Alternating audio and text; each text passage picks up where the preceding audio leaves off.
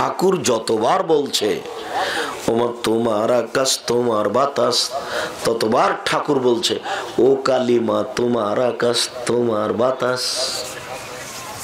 ঠাকুর কাকে বলছে? কালিমাকে।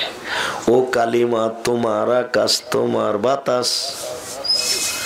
আমি কালিমার ঠাকুরের নিন্দা করিনি, আমি বলেছি তোর বাপের আকাশ। ছেলে মেয়ে সবাই বিপদে, বাপ গার্জেন কেউ তো একটু ভাবে না, খাই পায়খানা করে দিন কাটাই, কোনটা ভালো আর কোনটা মন্দ কে বিবেচনা করবে? হুজুরদেরই বিবেচনা করা যায় না। এক হুজুর বলছে হাত তুলে দোয়া করো, আর একজন বলছে যে হাত তুলে দোয়া করা বেদাত। তো আমরা এবার কোনটা করি? তো তোমরা কোনটা করবে? দলিল দেখে করো। আপনি একটু দলিল দেখে করেন, ওই বইটা পড়ে দেখেন, আইন রাসূল সাল্লাল্লাহু আলাইহি ওয়াসাল্লাম 2 অধ্যায় পড়ে দেখেন, একটা লাইন আমার কোনো অপ্রয়োজনীয় বাক্য আছে নাকি? ওই বইটা দেখি, ওই বইটা লিখেছে গো, ওই আব্দুর রাজ্জাক সাহেবের ওই বইটা দেখে ও বই লিখেছে। বইটা দেখার পরে বলছে কাজ বেঁধে গেছে চাঁপাইনবাবগঞ্জের ভাষায়। এতেই তো আমরা দোয়ার প্রমাণে হাদিস পেশ করতে পারবো। তার মানে আমি হাত তুলে দোয়া করার হাদিস দিয়েছি 42টা হাত তুলে দোয়া করার, 36টা খালি বুখারী মুসলিম আছে। তখন মনে করছে এবার হয়েছে তো অনেক হাদিস আছে, ধর্ম তো বোঝা প্রয়োজন নাই।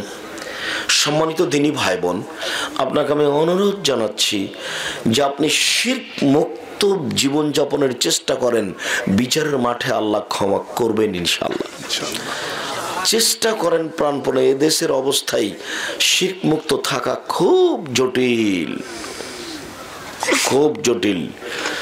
পায়ে পায়ে শিরক, কথায় কথায় শিরক, কাজে কর্মে শিরক, অফিস আদালতে শিরক, কাজেই শিরক দিয়ে ভরা দেশ। আল্লাহ তাআলা আপনাকে আদেশ করছেন একটু তার কাছে কান্নাকাটি করে বলার জন্য। আল্লাহ তাআলা বলছেন আমাদের নবীকে, ফাইদা ফারাগতা ফানসাব ওয়া ইলা রাব্বিকা ফারগাব। মুহাম্মদ সাল্লাল্লাহু আলাইহি সাল্লাম, আপনি যখন দুনিয়াবি কাজ থেকে অবসর হবেন তখন আপনি কঠোর শ্রমে ইবাদতে আত্মনিয়োগ করুন, আর আপনি আমাকে যা বলবেন তা বিনয়ের সাথে কান্নাকাটি করে বলুন।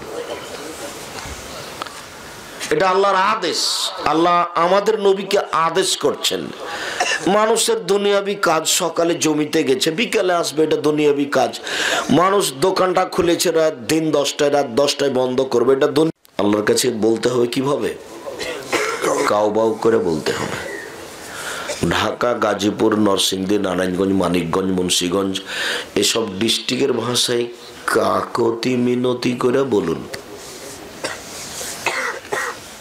রাজশাহী, নওগাঁ, নাটোর, চাঁপাইনবাবগঞ্জ হাত পা ধরে বলুন, ক্ষমা করাই লাগবে, এই জিনিসটা আমাকে দেওয়াই লাগবে। আমি হাত নামানো না দেওয়া পর্যন্ত যত দিবা না তো আমি হাতই নামাবো না। হাত উঠিয়েছে দাও, তারপরে কান্নাকাটি করে চোখের পানি ঝরঝর করে ঝরছে, আমাকে দেওয়াই লাগবে, তুমি এটা দাও। অনুনয় বিনয় কান্নাকাটি দেখে এক পর্যায়ে আল্লাহ বলছেন আচ্ছা ঠিক আছে যাও দিলাম।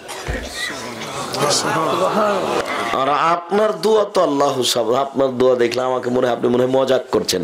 আসসালামু আলাইকুম রহমতুল্লাহ, আসসালামু আলাইকুম রহমতুল্লাহ, আলহামদুলিল্লাহ রাব্বিল আলামিন, বিহাক্কি লা ইলাহা ইল্লাল্লাহ। এটা মজাক করা, ধর্ম এরকম নয়। আর আপনারটা আরো মজাক। আপনারটা কি? আপনারটা সবাই মিলে নামাজ সালাম ফেরার পরে হাত তুলে বলছে আল্লাহ ক্ষমা করো। সবাই মিলে হাত তুলেছি, যে কোনো একজনের হাত কবুল করে দাও, ওর হাত দিয়ে সব হাতকে পার করে দাও। সবাই মিলে কবরস্থানে যা বলছে।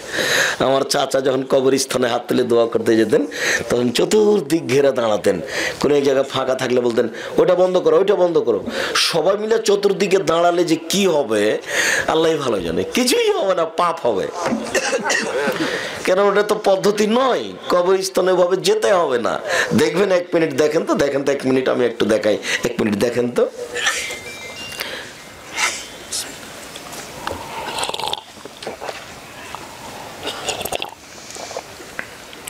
আয়েশা রাদিয়াল্লাহু তাআলা আনহা বলেন আমি একদিন বিছানায় শুয়ে আছি, তো আল্লাহর নবী আসলেন ঘরে, এসে কাপড় চোপড় জুতা রেখে দিলেন, রেখে আমার পাশে শুয়ে গেলেন। তিনি মনে করলেন আমি ঘুমিয়ে গেছি, আসলে আমি ঘুমাইনি, ভান করে ঘুমিয়ে আছি, ভান করে যে দেখি তিনি কি করেন। তো কিছুক্ষণ দেরি করলেন শুয়ে শুয়ে, তিনি মনে করলেন যে আমি ঘুমিয়ে গেছি, আমি তো ঘুমাইনি, ভান করে ঘুমিয়ে আছি। একটু পরে উঠলেন, উঠে কাপড় নিলেন, জুতা স্যান্ডেল নিলেন, ধীরে দরজাটা খুললেন, খুলে ধীরে বাহির থেকে দরজাটা বন্ধ করে দিলেন, চলে গেলেন। আমিও উঠলাম, আমিও কাপড় চোপড় নিয়ে মাথায় বেঁধে দেখি কোন দিকে যাই। ওই যে ওই যে ওই যে কবরস্থানে বাকিউল গারগাদ, ওখানে গিয়ে হাত তুলে দোয়া করলেন, একবার, দুইবার, তিনবার। এবার ঘুরে হাঁটলেন, আমিও ঘুরে হাঁটলাম, জোরে হাঁটলেন, আমিও জোরে হাঁটলাম, দৌড়ালেন, আমিও দৌড়ালাম। আমি আগেই বিছানায় চলে এসেছি। তো উনি যখন আমার পাশে আসলেন, তখন তো আমার মোটা শ্বাস উঠছে, আমি যে দৌড়িয়ে এসেছি। তখন আমাকে বলছেন, কি খবর আয়েশা, মোটা শ্বাস কেন? তখন আমি বললাম, দেখেন আমি তো মিথ্যে কথা বলে জিবরাইল আপনাকে বলে দিবে, আসলে আপনাকে আমি পরীক্ষা করছিলাম, আপনি আমার কাছ থেকে কোনো বইয়ের কাছে যান নাকি, আমার কাছে থাকতে থাকতে কোনো কোথাও যান নাকি, এটা আমি পরীক্ষা করছিলাম। আমি ভান করে ঘুমিয়ে আছি, দেখি কি করে, দেখি কি করে।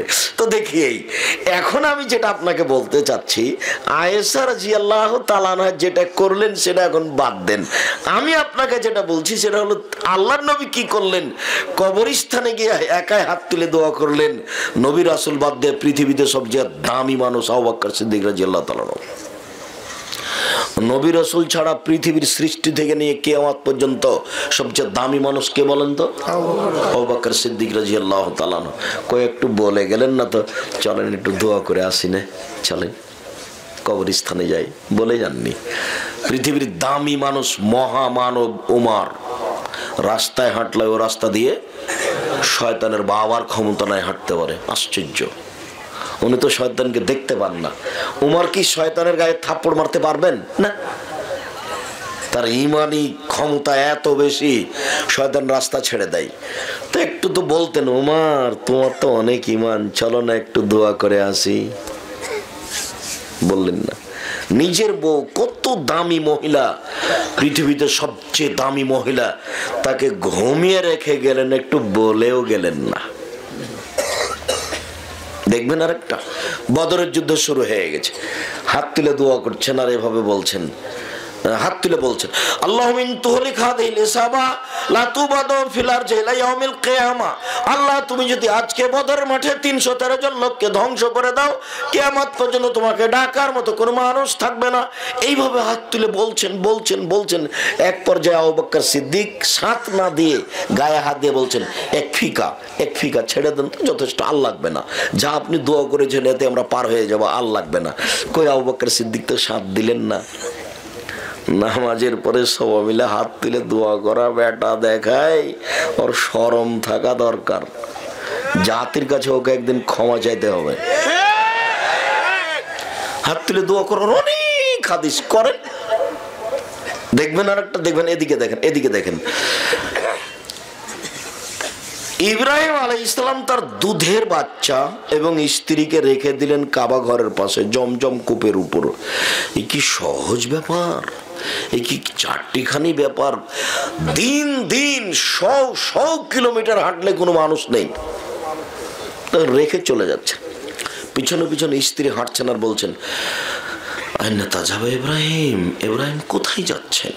আইনা তাজাব ইব্রাহিম, ইব্রাহিম কোথায় যাচ্ছেন? অর্থাৎ কোন পেঁয়াজলা দিলে আপনি এই উপত্যকায় ছেড়ে যাচ্ছেন, এখানে তো মানুষ জৈনে নেই, ঘাস পাতাও নেই। আরে আমাকে কিছু বলবেন তো, কিন্তু না, স্বামী ঘুরে দেখছেন না, যেতে আছেন যেতে আছেন। তখন পিছন থেকে তিনি বলছেন, আমার আল্লাহ বেহাজা, আল্লাহ কি আপনাকে এইভাবে চলে যেতে বলেছেন? আমাকে কিছুই বলবেন না?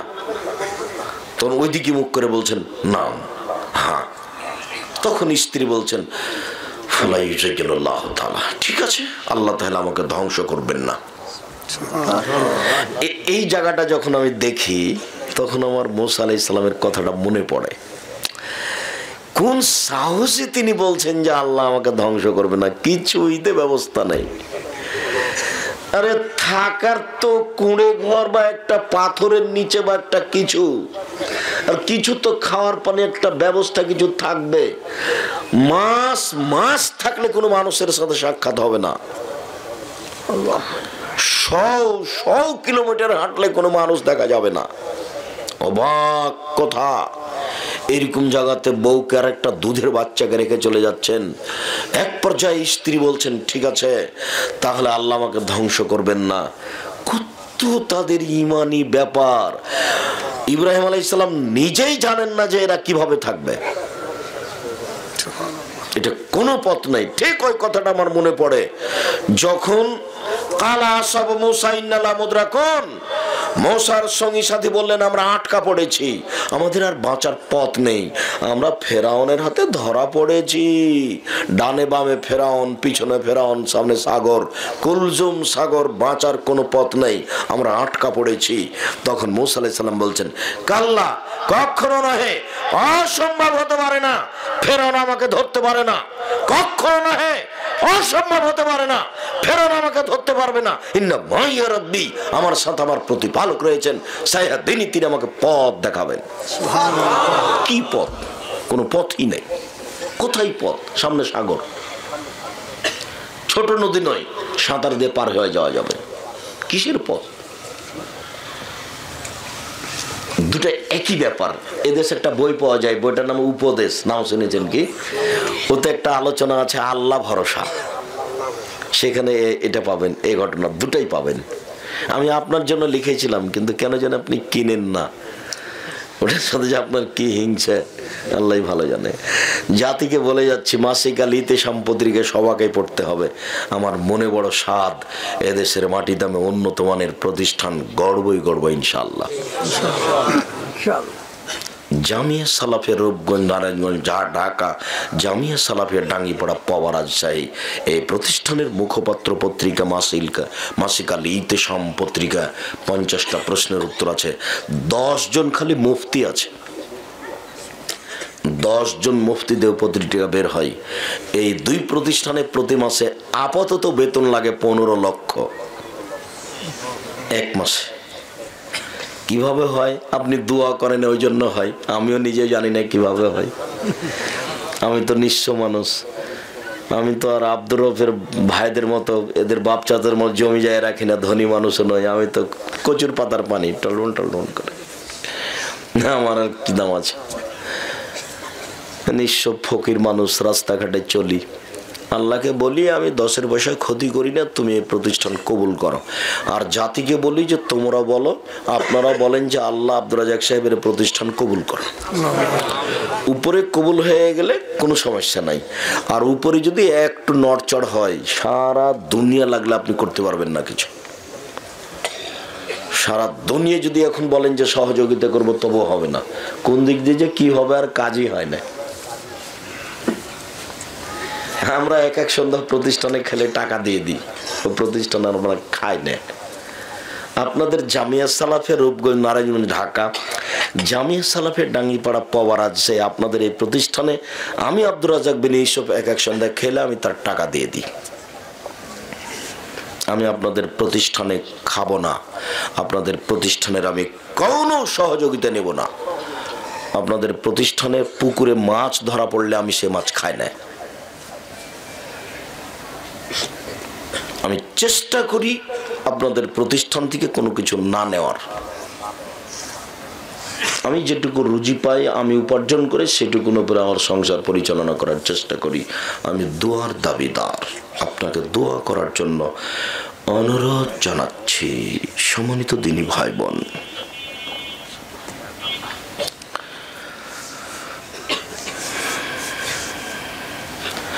আনাস রাদিয়াল্লাহু তাআলা আনহু বলেন, রাসূল সাল্লাল্লাহু আলাইহি সাল্লাম একদিন বক্তব্য দিলেন, আমার জীবনে এরকম কোনোদিন বক্তব্য শুনিনি। আল্লাহ নবী একদিন বক্তব্য দিলেন, আমার জীবনে কোনোদিন আমি এরকম বক্তব্য শুনিনি। এত আশ্চর্য বক্তব্য দিলেন। তিনি বললেন, লাউ তা'লামুনা মা আ'লামু লাবাকাইতুম কাসীরা ওয়া লাযাহিকতুম কালীলা। পৃথিবীর মানুষ, তোমরা যদি আল্লাহকে চিনতে আমি যেমন চিনি, পৃথিবীর মানুষ তোমরা যদি আল্লাহকে জানতে আমি যেমন জানি, পৃথিবীর মানুষ তোমরা যদি আল্লাহকে চিনতে আমি যেমন চিনি, তোমরা যদি আল্লাহকে জানতে আমি যেমন জানি, তাহলে বেশি বেশি কাঁদতে, কম কম হাসতে। আপনি এক সপ্তাহের মধ্যে কান্নাকাটি করেছেন? এক মাসের মধ্যে, এক বছরের মধ্যে একটু নির্জনে গিয়ে আল্লাহর কাছে একটু হাত তুলে কান্নাকাটি করেছেন? কথাটা ওইটা ফিরিয়ে নিয়ে এসে বলি, তারপর এখানে আসছি। যে মুসা আলাইহিস সালাম এভাবে বললেন, ওই জায়গার এই জায়গাটা দেখে আপনাকে বলি যে দেখেন কেমন ঈমান। এখন যেটা বলতে যাচ্ছিলাম সেটুকু বলিনি, আবার এখানে আসছি। ওই যে হাত তুলে দোয়া, কথাটা শেষ হয়নি। ইব্রাহিম আলাইহিস সালাম তো স্ত্রী এবং দুধের বাচ্চাকে রেখে চলে যাচ্ছে। আপনি মনে করেন না যে তার মহব্বত ভালোবাসা কম, আমার চেয়ে তার অনেক বেশি। কেন? 90 বছর বয়সে একটা ছেলে পেয়েছে, তাহলে তার অনেক ভালোবাসার জিনিস। তখন একটু আগে গিয়ে সানিয়া পাহাড়ের ওখানে গিয়ে কাবা ঘরের দিকে লক্ষ্য করছেন, আহাল পরিবার দেখা যায় না। এবার বলছেন আল্লাহুম্মা ইন তুহলিক আল্লাহুম্মা ইন্নী আসকানতু মিন যুররিয়াতি বিওয়াদিন গায়রি যি দারিন ইনদা বাইতিকাল মুহাররাম। হে আল্লাহ, আমার পরিবারের কিছু অংশ রেখে দিলাম তোমার কাবা ঘরের পাশে, যেখানে মানুষজন তো নেই, ঘাস পাতাও নেই। আহাল পরিবারের জন্য দোয়া করছেন, আহাল পরিবারের জন্য দোয়া করছেন। কোনদিন আহাল পরিবারের জন্য হাত তুলে দোয়া করেছেন? নামাজের পরে হাত তুলে দোয়া করেন, তখন লাগিয়ে দিয়েছে ফাটাফাটি। বুখারী মুসলিমের 36টা হাদিস আছে হাত তুলে দোয়া করার, তার মধ্যে এটা একটা। যেটা আয়েশার বললাম সেটা একটা। আল্লাহ নবী একাই ওখানে গিয়ে হাত, আপনার বাপের জন্য কবরস্থানে গিয়ে হাত তুলে দোয়া করেন। আপনি আপনার মতো যাবেন, রাত্রে যেতে ভয় লাগলো দুপুরের সময় যান, আপনার ভাই তার মতো যাবে, আপনি আপনার মতো যাবেন। এই দেখেন ছেলে মেয়ের জন্য হাত তুলে দোয়া করছেন। কোনোদিন ছেলে মেয়ের জন্য হাত তুলে দোয়া করেছেন? ভুলেও মনে পড়ে না। দোয়া করবেন কেন, কান্নাকাটি করবেন কেন? নাতি আর নাতনি নিয়ে কত খুশি। নানিমণি এখানে আসছো তো, নানিমণি তাকে কোলে নিয়ে কত আদর। কেন?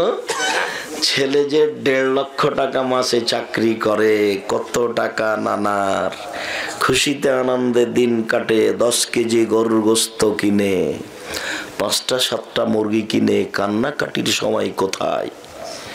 তো ছেলে বাড়ি এসেছে, ঢাকা পিজি হাসপাতালে ডাক্তার বা বাহিরে থাকে, গাড়ি বিমান থেকে নেমে গাড়িতে করে আসলো। এবার দেখলাম যে ছেলে গাড়ি থেকে নামলো, তো ছেলের গলায় টাই আছে, পরনে প্যান্ট আছে, টাকনোর নিচে আছে, দাড়ি চাঁচা আছে, হাতে একটা সিগারেট আছে। এইভাবে ছেলে গাড়ি থেকে নামলো। একটু পরে দেখি বৌমা গাড়ি থেকে নামলো, গায়ে হালকা হালকা কাপড় আছে। তারপরে নাতনি নামলো, দেখি গায়ে কাপড় নাই, হাতে একটা পুতুল আছে। এবার দেখি গাড়ির পিছন দিকে কুকুর আছে। 16 আনায় মিছে একটা পদ্য, নাম শুনেছিলেন? 16 আনায় মিছে। বাবু সাঁতার জানিস? বাবু বাবু বাবু বলতে পারিস চাঁদ কেন বাড়ে কমে? তো একটার উত্তর দেয় না। তো এগুলো কি বুঝে? ইতিমধ্যে বাতাস উঠেছে। এখন মাঝি বলছে বাবু সাঁতার জানো বাবু? বলছে না রে মাঝি না। তাহলে এবার দেখি তোমার জীবন 16 আনায় মিছে। এত টাকা, 3 লক্ষ টাকা, গাড়ি বাড়ি, বউ বেটি, সবই 16 আনায় মিছে। আপনি ওই তালে পড়ে আপনার জীবনটা মিছে গেলে মরলেই জাহান্নাম। ওই যে বলছে যে ওই যে এক কবি মারা গেছে, তখন ওর কবরে ফুল দিয়েছে, তখন পত্রিকা লিখেছে যে ফুল দিয়ে কবরকে সিক্ত করলো। ফুল দিয়ে কবরকে সিক্ত করলো, তুমি তার দেখতে পাচ্ছ না, ওকে মায়েরা ফাটিয়ে দিলে। এতক্ষণ কবরকে সিক্ত করলো কি জিনিস? হ্যাঁ, ধর্ম বুঝো কেউ? কবরে ফুল দিয়ে তার কিছু সহযোগিতা করা যায়? আমি কবি নজরুল ইসলামের নিন্দা করব কেন? আমি বলেছি কবি নজরুল ইসলাম কোরআন হাদিস জানলে এই কথা বলতেন না। ভুল হিসাব কবি নজরুল ইসলাম ভুল বলেছেন। কি বলেছেন? মসজিদের পাশে কবর দিও ভাই, যেন মুয়াজ্জিনের আজান শুনতে পাই, এই গুনাহগার গোর আযাব হতে পাইবে রেহাই। তাহলে মসজিদের পাশে আজান কবর দিলে কবর থেকে আজান শুনতে পাবে। আল্লাহ বলছেন আমাদের নবীকে যে আপনি মরা মানুষকে শোনাইতে পারবেন না, আর কবি নজরুল ইসলাম বলছেন যে মসজিদের পাশে কবর দিলে ওই মরা মানুষ মুয়াজ্জিনের কি করবে? আজান শুনতে পাবে। নগদ মিথ্যা কথা। আর মসজিদের পাশে কবর হলে গোরাজাব শাস্তি হবে। তখন বলি মসজিদের পাশে কেন? আপনার বাপের কবর যদি কাবা ঘরের নিচে ঢুকিয়ে দেওয়া হয় 1 পয়সা লাভ হবে না। মানুষের বিচার হবে কর্ম অনুযায়ী, মানুষের বিচার হবে কর্ম অনুযায়ী। সম্মানিত দিনী ভাই বোন, আপনারা হাত তুলে আল্লাহ দরবারে কান্নাকাটি করেন, জিকির আজকার তাসবিহ তাহলিল করেন। সাহাবান রাদিয়াল্লাহু তাআলা আনহু বলেন, একদিন আমি আল্লাহ রাসূলকে জিজ্ঞাসা করলাম, আল্লাহ রাসূল আপনি একটা কথা বলেন তো, সবচেয়ে দামি জিনিস কি? সঞ্চিত সম্পদ যেটা আমরা সংগ্রহ করে রাখবো, যাকাত লাগবে না, বলেন তো সেটা কি আল্লাহর নবী? আল্লাহ নবী একটু বলেন তো সবচেয়ে দামি সম্পদ কি যেইটা আমরা সংগ্রহ করে রাখবো, রেখে দেবো সংগ্রহ করে, যাকাত লাগবে না, একটা দামি জিনিসের কথা বলেন তো। তখন আল্লাহ রাসূল বলছেন, শোনো শোনো শোনো শোনো, আফজালহু, সম্পদের মধ্যে সবচেয়ে দামি সম্পদ লিসানুন যাকির, ওই জিহ্বা, যে জিহ্বা আল্লাহকে ডাকতে পারে, যে জিহ্বা সুবহানাল্লাহ, আলহামদুলিল্লাহ, আল্লাহু আকবার, আস্তাগফিরুল্লাহ বলতে পারে, সেই জিহ্বা হল পৃথিবীতে সবচেয়ে দামি সম্পদ। বলেন তো পৃথিবীতে সবচেয়ে দামি সম্পদ কি? জিহ্বা। যে জিহ্বা কি করতে পারে? আল্লাহকে ডাকতে পারে। তাহলে এখানে আর একটা কথা বলেনি, রাসূল সাল্লাল্লাহু আলাইহি ওয়াসাল্লাম একদা বলছেন, হাল তাদরি মাইকুবুন নাসান, নারা সঙ্গী সাথী বলতে পারো মানুষকে পিছন দিক থেকে ধাক্কা মেরে জাহান্নামে নিক্ষেপ করে কি? সঙ্গী সাথী বলতে পারো মানুষকে পিছন দিক থেকে ধাক্কা মেরে জাহান্নামে নিক্ষেপ করে কি? সঙ্গী সাথী বলতে পারো মানুষকে পিছন দিক থেকে ধাক্কা মেরে জাহান্নামে নিক্ষেপ করে কি? এই কথা বলতে বলতেই ফাঁকা চালেছে না, জিহ্বাটা ধরে না বলছেন, দেখো জিহ্বা মানুষকে পিছন দিক থেকে ধাক্কা মেরে জাহান্নামে নিক্ষেপ করে। সবচেয়ে দামি সম্পদ জিহ্বা, সবচেয়ে খারাপ সম্পদ জিহ্বা। এই জন্য তো বলেছি খবরদার দল নির্বাচন জানি করেন না। আজকে সকাল থেকে দোকানে বসে কার কার বদনাম করেছেন বলেন তো? এবার জিহ্বা আপনাকে জাহান্নামে দিয়েই দিয়েছে, তা আপনি ঢোকেননি কেন? মরেননি এই জন্য। মুখই খুলবেন না, মুখই খুলবেন না। রাসূল সাল্লাল্লাহু আলাইহি ওয়াসাল্লামকে জিজ্ঞাসা করা হলো, আল্লাহ রাসূল বাঁচার পথ কি, কিভাবে বেঁচে যাব? তখন আল্লাহ রাসূল বলছেন, বেঁচে যাবা আলজুমিল সানাক, মুখ বন্ধ করো, বেঁচে যাবা। এই ছেলে বসো, পেশাব লাগুক, পায়খানা লাগুক, কিছুক্ষণ অপেক্ষা করবেন। দয়া করে আপনি আমাকে কোনো কাজ দেখাবেন না, আমি আপনার চেয়ে অনেক বেশি ক্লান্ত।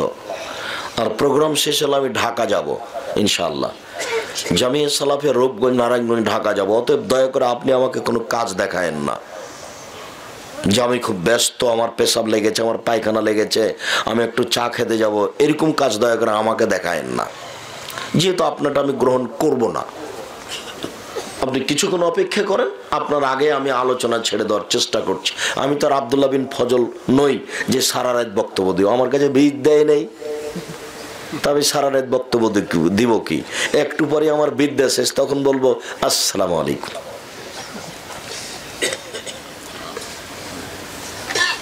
দেখেন, আপনি দেখেন বাঁচার পথ কি জাহান্নাম থেকে? জিহ্বা বন্ধ করো, বেঁচে যাবা, আর কোনো সমস্যা নেই। একদিন আল্লাহ রাসূল বলছেন, আবু মুসা বলতে পারো যুগের কি হবে, তোমাদের কি হবে? যুগের কি হবে, তোমাদের কি হবে? আবু মুসা যুগের কি হবে, তোমাদের কি হবে? শোনো আবু মুসা, যেদিন মানুষের প্রতি জুলুম অত্যাচার নির্যাতন করা হবে, মানুষের ওয়াদা অঙ্গীকার থাকবে না, আমানত থাকবে না, মতবিরোধ বেড়ে যাবে। এভাবে এভাবে দেখো দেখো দেখো দেখো, মতবিরোধ বেড়ে যাবে এভাবে। ডানের আঙ্গুল বাম হাতের ভিতরে ঢুকিয়ে দিয়ে বললেন, সবার ভিতরে মতবিরোধ বেড়ে যাবে, কেউ কারো কথা মানবে না। মুরব্বী বলেছে এটা করতে হবে, একটা যুবক লাভ দিয়ে বলবে জি না এটা করতে হবে, ওটা করতে হবে, মুখের উপরে মুরব্বীর উল্টে দিবে, কেউ কারো কথা মানবে না। মসজিদে মারামারি, মাদ্রাসায় মারামারি, রাস্তাঘাটে মারামারি, যেখানে সেখানে মারামারি, কেউ কারো কথা মানবে না।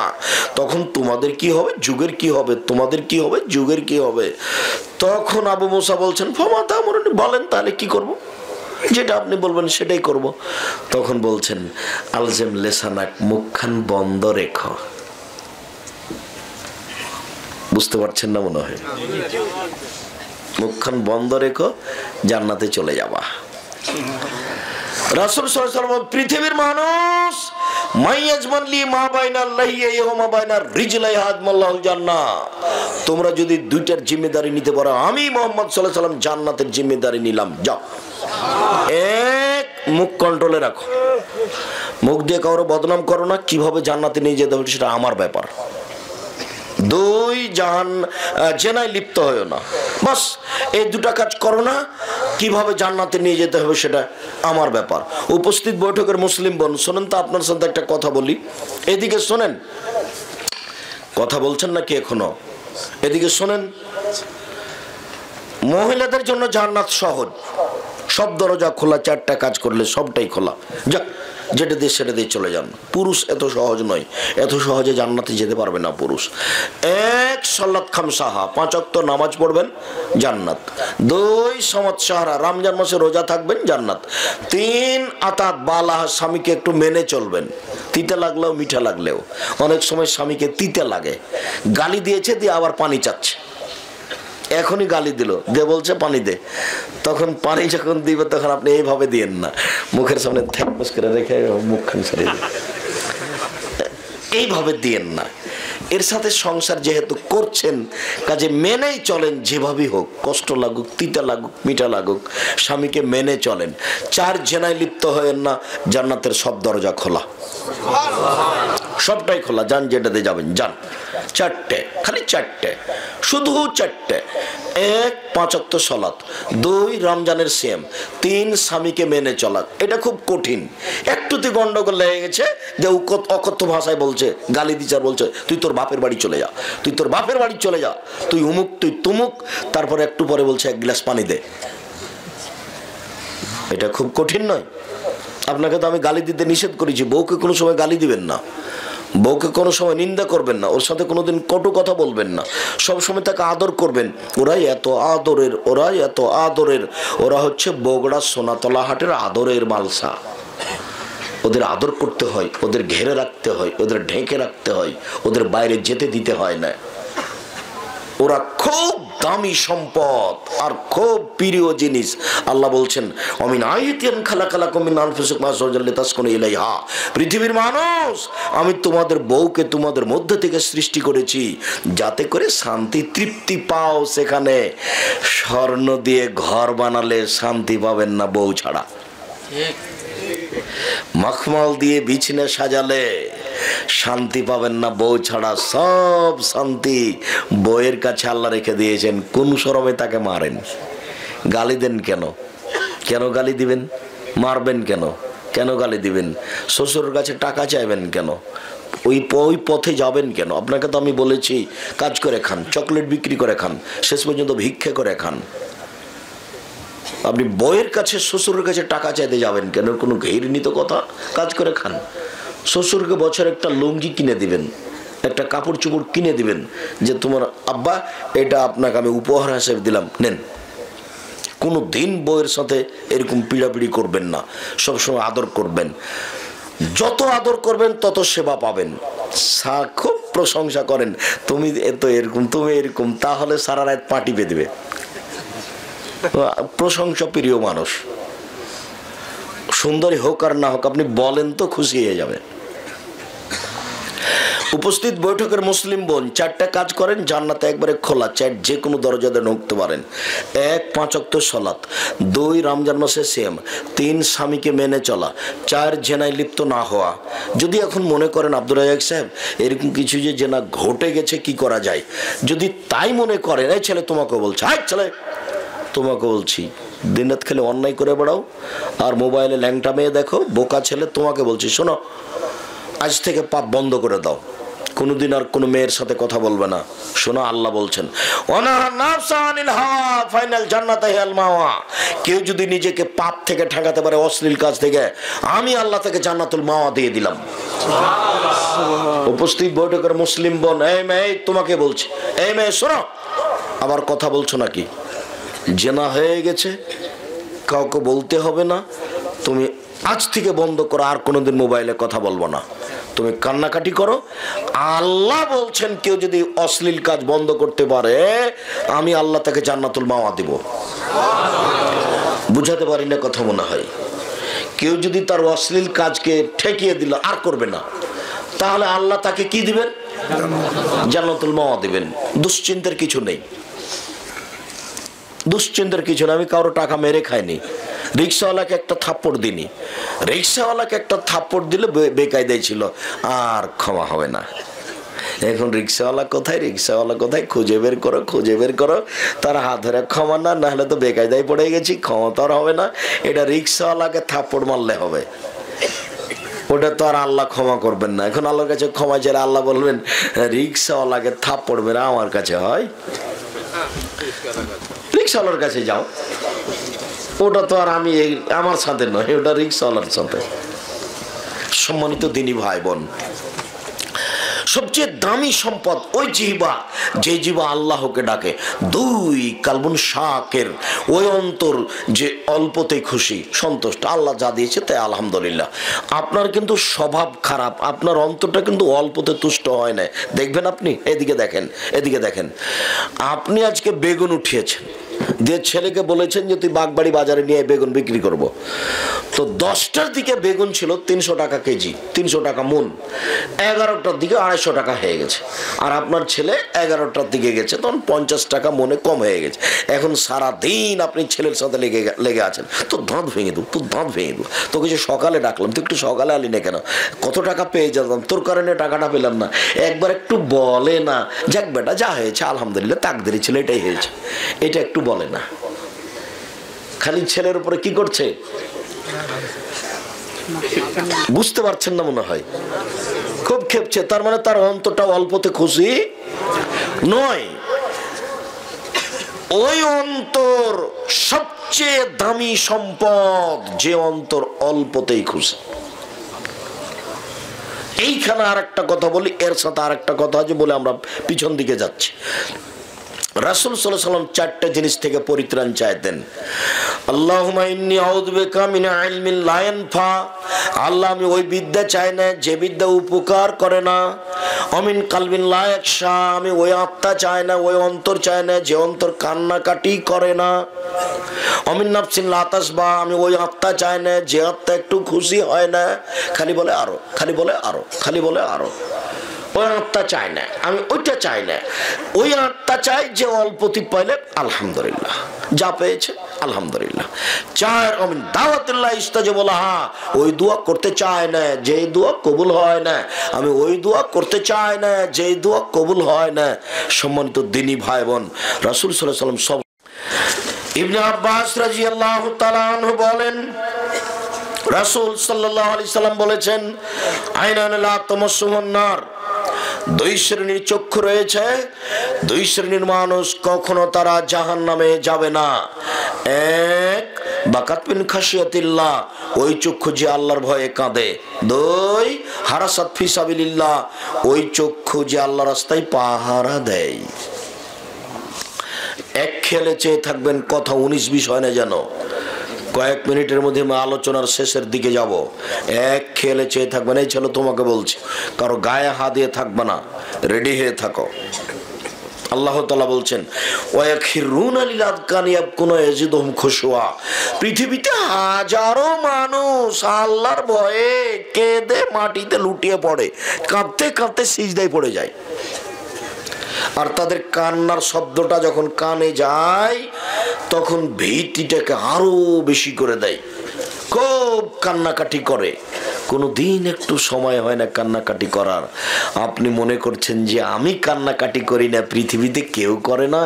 এ দেখেন আল্লাহ বলছেন, পৃথিবীতে হাজারো মানুষ কেঁদে মাটিতে লুটিয়ে পড়ে, হাজারো মানুষ, তার মধ্যে আমি পড়িনি, তাহলে আমি দুঃখিত, বড় দুঃখ আমার, একদিন কান্নাকাটি করার সময় হয় না।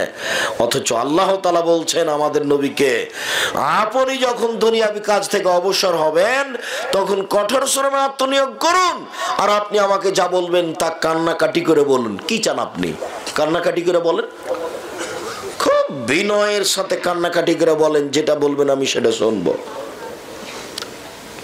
আজান হওয়ার সাথে সাথে কান্নাকাটি করবেন, জোহরের রাত 12টার পরে কান্নাকাটি করবেন। যখন উনি বলছেন আমি যখন দায়িত্ব নিলাম তখন আরব ভূখণ্ডের সবচেয়ে উট আমার বেশি, মানে সবচেয়ে বড় ধনী। আর ওইটা হাদিস, সহিহ হাদিস। যখন আল্লাহ রাসূল বললেন তাবুকের যুদ্ধে যেতে হবে, কে কি দিবা দাও, তোমার বলছেন আমার অর্থ সম্পদের অর্ধেক দিলাম। আবু বকর সিদ্দিক তুমি কি দিবা দাও। তো আবু বকর সিদ্দিক বললেন যে আপনাকে আর আল্লাহকে বাড়িতে রেখে যা আছে সবই দিলাম, ও ভ্যান ভাড়াও হবে না।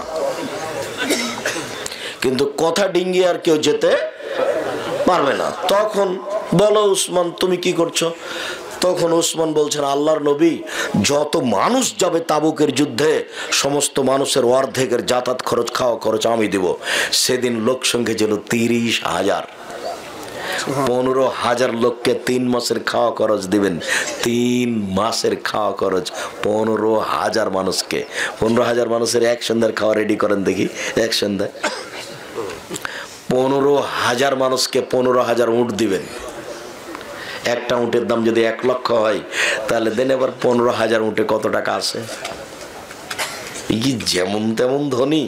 এই যে ওয়াকাফ আলা কাবরিন, যখনই কবরের পাশে দাঁড়াতেন তখনই বাঁকা, এমন কাঁদতেন, হাতে কাঁদতে কাঁদতে কাঁদতে চোখের পানি ঝরে, দাড়ি ভিজে সব নিচে নেমে যেত।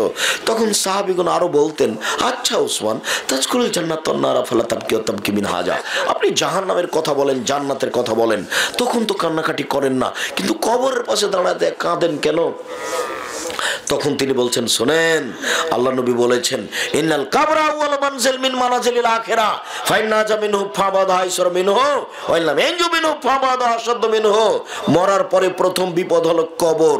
যদি মানুষ কবরে বেঁচে যায় সব স্তর সহজ হয়ে যাবে, আর যদি কবরে না বাঁচে তাহলে যত স্তর আছে সবার জটিল কঠিন হয়ে যাবে। তিনি বলেন মারাই তো মানজারান কাতল কাবরা আবিজিনহু, আমার জীবনে আমি দেখিনি কোনো দৃশ্য যেটা কবরের চেয়ে ভয়াবহ হতে পারে।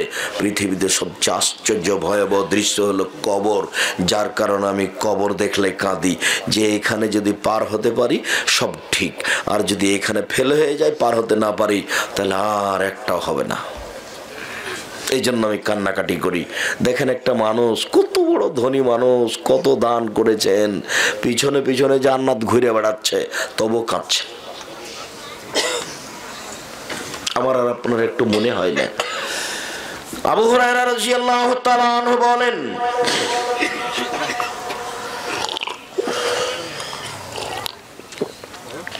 আবু হুরায়রা রাদিয়াল্লাহু তাআলা আনহু বলেন, রাসূল সাল্লাল্লাহু আলাইহি সাল্লাম বলেছেন, লা ইয়ালজার রাজুলুন নারা বাকা মিন খাশিয়াতিল্লাহ হাত্তা ইয়ালজাল লাবানু ফি দারে। আল্লাহর ভয়ে কাঁদে যে তার জাহান্নামে যাওয়া ওইরকম অসম্ভব। গাভীর বান থেকে দুধ বের করে ভিতরে ঢোকানো যেমন অসম্ভব। বুঝাতে পারিনি? গাভীর বাট ওলান থেকে চাপ দিয়ে দুধ বের করে ভিতরে ঢোকাতে পারবেন? এইটা যেমন অসম্ভব, আল্লাহ নবী বলছেন যে আল্লাহর ভয়ে কাঁদে তার জাহান্নামে যাওয়া তেমনি অসম্ভব, মানে ও জান্নাতে যাবেই।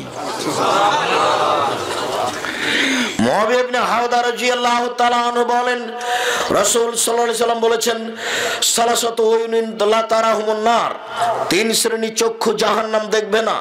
3 শ্রেণীর মানুষ জাহান্নামে যাবে না, ওরা জান্নাতে যাবেই যাবে। 1 বাকাত মিন খাশিয়াতিল্লাহ, ওই চক্ষু ওই মানুষ যে আল্লাহর ভয়ে কাঁদে। 2 হারাসাত ফি সাবিলিল্লাহ, ওই চক্ষু ওই মানুষ যে আল্লাহর রাস্তায় পাহারা দেয়। 3 গাজাতান মাহারিমিল্লাহ, ওই চক্ষু ওই মানুষ যে বেগানা নারীকে দেখে চক্ষু নিচু করে, অপর নারীকে দেখে চক্ষু নিচু করে, বেগানা নারীকে দেখে চক্ষু নিচু করে, যে সে জান্নাতে যাবেই যাবে। উবাদা ইবনে সামিত রাদিয়াল্লাহু তাআলা আনহু বলেন, রাসূল সাল্লাল্লাহু আলাইহি ওয়াসাল্লাম বললেন, ইজমানুল সিত্তান মিন আনফুসিকুম আযমুল্লাকুমুল জান্নাহ। পৃথিবীর মানুষ, তোমরা 6টা জিনিসের জিম্মেদারি নাও। আমি তোমাদেরকে জান্নাতে নিয়ে যাওয়ার জন্য জিম্মেদারি নিলাম। কিভাবে আমি জান্নাতে নিয়ে যাব সেটা আমার ব্যাপার, তবে তোমরা 6টা কাজ করো। 1, কথা বললে সত্য কথা বলো। 2, ওয়াদা করলে পূর্ণ করো। 3, আমানত রাখা হলে, মসজিদ মাদ্রাসার জনগণের টাকা রাখা হলে সময় তা দিয়ে দাও। 4, জেনায় লিপ্ত হয়েও না, জান্নাতে নিয়ে যাব। 5, হাতকে সংবরণ করে রাখো, দলীয় ক্ষমতা দেখায় না, দলীয় দাপট দেখায় না, নত হয়ে থাকো, মানুষকে মাপ করো, নত হয়ে থাকো। কিভাবে জান্নাতে নিয়ে যেতে হবে সেটা আমার ব্যাপার, কাউকে বলবো না। দেখে নেবো বেটাকে, কাউকে বলবো না এই ও কি করতে পারে রে, ওকে হত্যা করে আই, দেখবো আমি কোর্ট কাচারি। খবরদার নয়, ক্ষমতা দেখাবেন না, সম্পদের, অর্থের, দলের ক্ষমতা দেখাবেন না। তার মানে যখনই দাপট দেখাবেন তখনই বুঝে নিতে হবে জাহান্নাম চলে গেছি। তো ঢুকিনি কেন? মরেননি এই জন্য। দাপটের শেষ পরিণাম জাহান্নাম, দাপটের 5 পয়সা দাম নাই। নত হও, নত হয়ে চলো, মানুষের কাছে ছোট হয়ে থাকো, খাটো হয়ে থাকো। কিভাবে জান্নাতে নিয়ে যেতে হবে সেটা আমার ব্যাপার। 6, অপর নারীকে দেখে চক্ষু নিচু করো, বেগানা নারীকে দেখে চক্ষু নিচু করো। কিভাবে জান্নাতে যেতে হবে সেটা আমার ব্যাপার, আমি নিয়ে যাব। তোমাকে বলছি, তোমার মাথায় এখনো কাপড় নেই, তোমার বাপ একজন কাপুরুষ মানুষ, তোমার বাপ জাহান্নামে চলে গেছে, তোমার বাপ দায়ুষ, তোমার লজ্জা থাকা উচিত। মাথায় কাপড় নেই কেন? জাতিকে ধ্বংস করে তুমি নিজেকে শিক্ষা দেখাতে চেয়েছো? তুমি এখান থেকে বাজারে যাও, বগুড়া বাজারে যাও জিনিস কিনতে, কাপড় কিনতে, তোমার বাপ মরেছে, তোমার ভাই মরেছে, তোমার স্বামী কি হারিয়ে গেছে, তুমি কোন শরমে বাজারে যাও কাপড় কিনতে? তোমার লজ্জা থাকা দরকার। আজকে তুমি এখানে তোবা করে যাওয়া, জরুরি প্রয়োজন ছাড়া আমি বাড়ি ত্যাগ করবো না। কই আমাদের তো চলে, আমরা তো একদিনও আমাদের বইরা বাজারে যায় না, তো আমাদের চলে, কোনো সমস্যা নেই।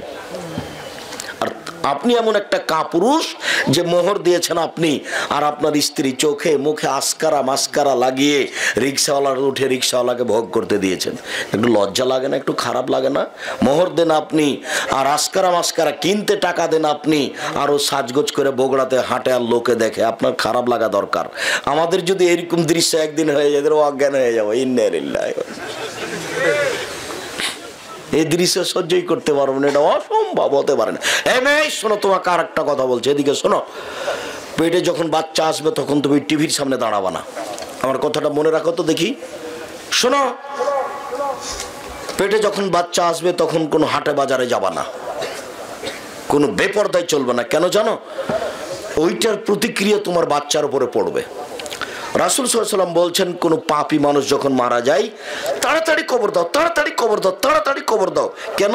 তার খারাপ প্রতিক্রিয়া গাছের উপরে পড়বে, গ্রামের উপরে পড়বে, মানুষের উপরে পড়বে, পশু প্রাণীর উপরে পড়বে।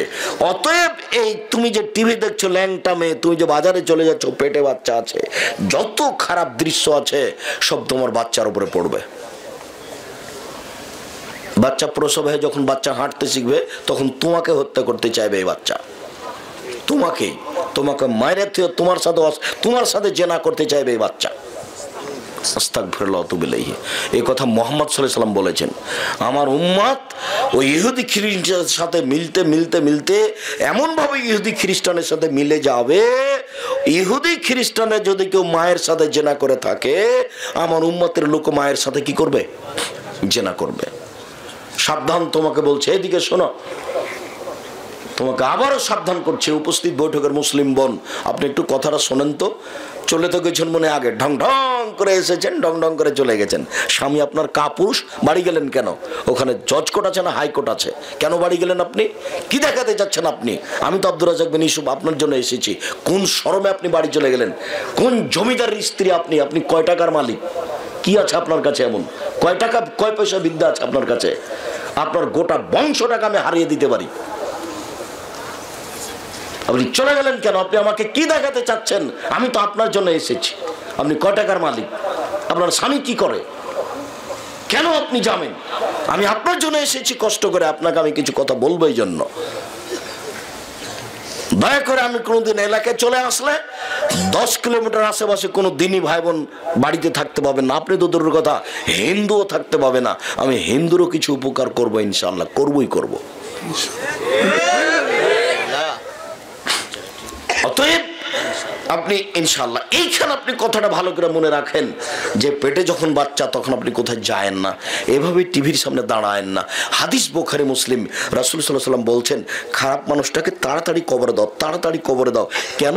তার পাপের প্রতিক্রিয়াটা সবার উপরে যে পড়ছে। তোমার বাচ্চার উপরে পড়বে। তোমার বাচ্চা তোমার সাথে কদিন পরে অন্যায় করবে, আমি তোমাকে কি দিয়ে বোঝাই? সম্মানিত উপস্থিত বৈঠকের দিনী মুসলিম বোন, আপনি একটু শরম করেন। আল্লাহ রাসূল যে বলছেন যে 3 শ্রেণীর মানুষ জান্নাতে যাবেই।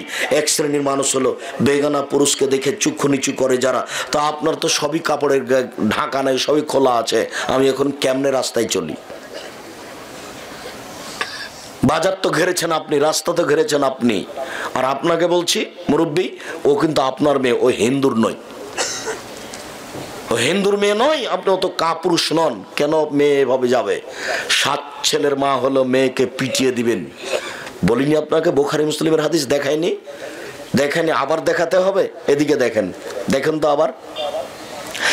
আয়েশা রাদিয়াল্লাহু তাআলা আনহা বলেন যে আমার হার হারিয়ে গেছে, জনগণ আমার হার খুঁজে পায় না, এখান থেকে যেতেও পারে না।